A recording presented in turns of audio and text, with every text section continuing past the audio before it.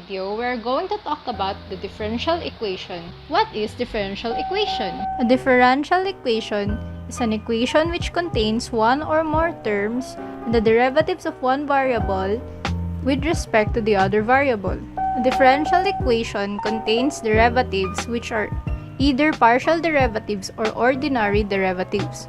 The derivative represents a rate of change, and the differential equation describes a relationship between the quantity that is continuously varying with respect to the change in another quantity.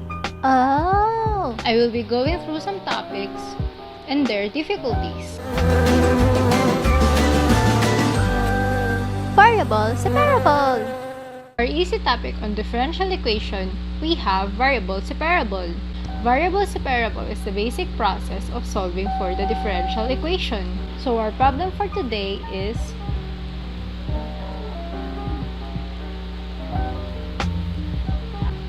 y prime plus 3x is equal to 0. First, we rewrite y prime as dy over dx. Then we transpose the 3x on the other side of the equation. The next step we'll need to do is to separate the variables, where we put the y variables on the other side and the x variables on the other. We move the dx by multiplying it on both sides. So now we have separated the variables. We pull out the constant, then we integrate the both sides of the equation. Lastly, we simplify the equation. For our moderate differential equation problem, we have its application, growth and decay. Growth and decay. The problem is, 2 months ago you had 3 mice. Now you have 18. What is the k value? How many mice 2 months from now? How many mice 1 year from now? The given is t is equals to 2 months. We have 18 mice. Our p sub o is equals to 3 mice. We are looking for the value of the k. Our formula is p sub t is equals to p sub o times e raised to the power of k times t. We substitute our given values. Then we divide both sides by 3. Then we take the natural logarithm of both sides. On the right side of the equation, we'll be left with 2k. And we divide both sides by 2. We are left with k is equals to ln 6 over 2. Since it is stated that 2 months ago and 2 months from now, therefore our t is equals to 4 months. We are going to find p sub t where t is equals to 4.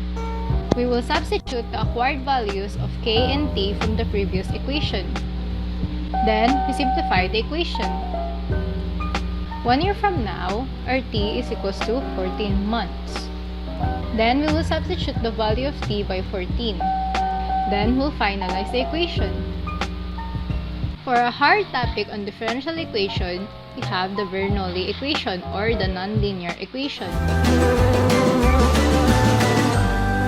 Yay, Bernoulli!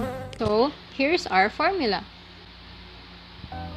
By inspection, p of x is equals to 1 over x and q of x is equals to x.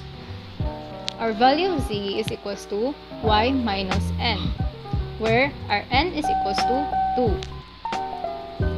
We substitute the value of n to the equation, and then we got y raised to negative 1. Then, we differentiate it, and to be multiplied by negative 1. Then, we are going to substitute some values. We're going to substitute y raised to negative 2 by negative dz, and y raised to negative 1 by z from our previous equation. Then, we multiply it by negative 1 to cancel the negative signs. Then, we are going to use the linear differential equation. By applying the integrating factor, our p of x is equals to 1 over x. We'll integrate and then we'll be left with x. By applying the linear differential equation formula, where q of x is equals to x. Then, we'll multiply the q of x to the integrating factor. Then, it will give us negative x squared. Then, we will integrate the equation. We're going to simplify the equation by multiplying the equation by 3y. That's all. Yay! I hope you learned something. Thank you for watching!